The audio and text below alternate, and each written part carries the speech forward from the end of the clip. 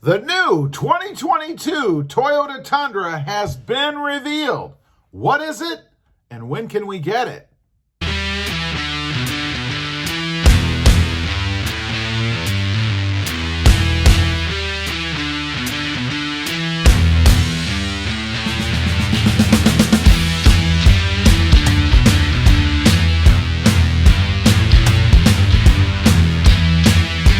Good morning, everybody, and welcome back to Rob Motive FST.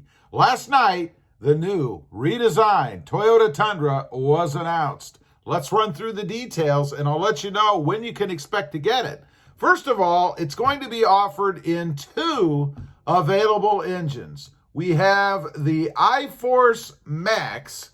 Now, that is a 3.5-liter twin-turbo V6 hybrid.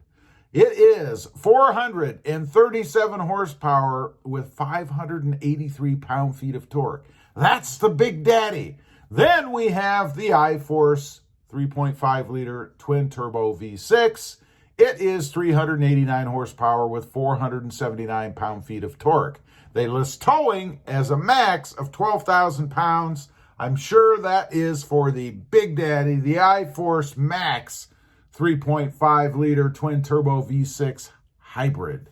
Now, they also say it's built with lighter, high-strength material to keep the weight down, obviously also to improve fuel economy, I'm sure, and it has multi-link rear suspension.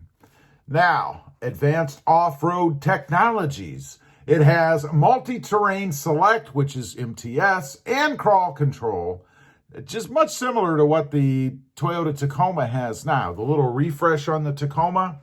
And then it has what they term as new groundbreaking towing technology. This sounds pretty cool. It has driver's assistance technology to help connect the trailer and to keep it in a straight line as you're backing up.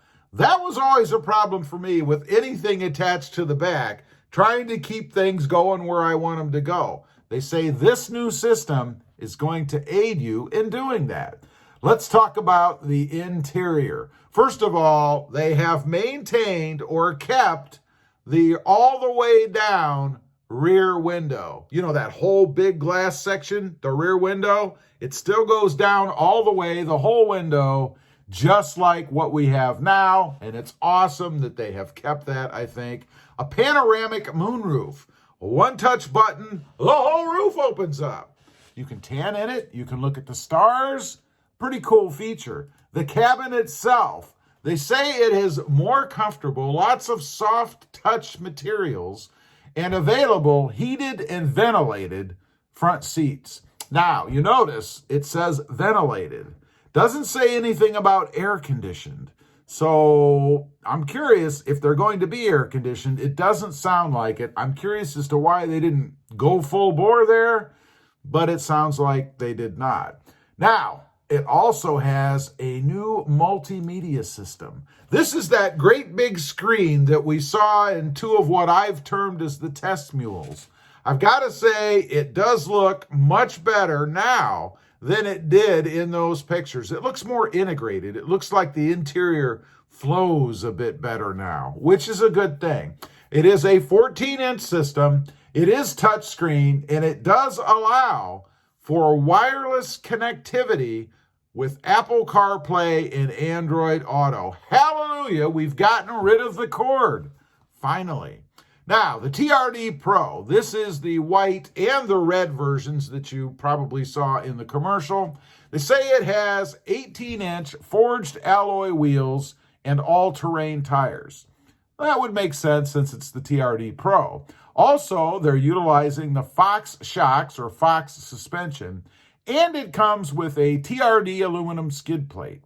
Also, of course, the multi-terrain and crawl control systems are standard on the TRD Pro. Interesting. Safety-wise, we still have the blind spot monitoring. They have something called a trailer merge warning. The system senses that you have a trailer behind you, how long it is, and then throws off all kinds of warnings and things if you try to get over when there's someone else driving down the road beside you. Pretty handy if you're towing, especially if you're not used to towing like me. Now, when can we get these trucks? Well, I'm surprised, to be honest. The TRD Pro is not going to be available until March of 2022.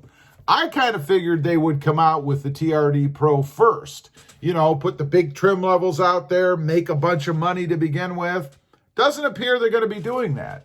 They do say that other models will be available December 2021. So, obviously, since the TRD Pro is the big daddy, there's going to be lower trim levels available before that. Whether you'll actually physically be able to put your hands on one, who knows? It may just be that you can order. Personally, I look for more mass availability anyway to be in to 2022. We shall see. Hopefully they're going to be out.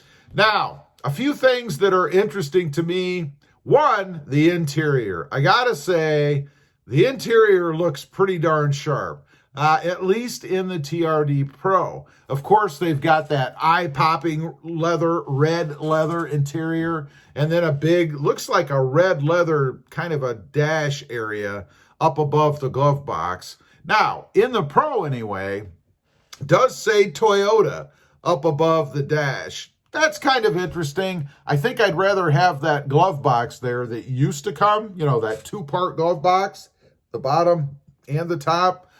But it doesn't appear that we have that. The armrest, just like the test mules, what I'm terming as, that we saw, does have the kind of separate armrest areas. I don't know if I'm digging that. It looks to me to be kind of thin. So how comfortable is that going to be where you place your arm? I'm not quite sure. But some other cool things about the interior. Again, the shifter, that does have a nice red little line across it. That's pretty cool. We've got TRD, it looks like, on the steering wheel with a little red locator section at the top. Looks like at the bottom, it might be a little bit flat, hard to tell. Probably not, just an illusion where the TRD badge or emblem is. And, of course, that touchscreen, and then up above it, they did maintain a tray area where you can set stuff up behind the radio.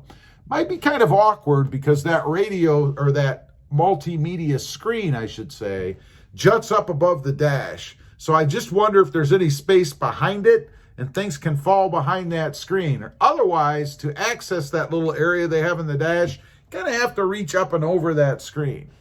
We shall see. The one thing that I'm not really digging, actually, are the buttons they have underneath the screen and then up above the console area. Looks like you're going to really have to concentrate when you're driving down the road to hit those buttons. Not like the great big giant switch that we have now. You know, that great big knob that you can't miss. Easy to hit, easy to turn. We shall see. Anyway, those are the early specs and details. Couple things they left out. Pricing, we don't know what it's going to cost. Fuel economy, we don't know what kind of gas mileage it's going to get. I assume that's going to be coming down the road. Leave a comment. Let me know what you think. From what you've heard, what you've seen already, are you digging it? Is it something you're going to be in a hurry to run out and buy? Or, you're glad you bought the 2021?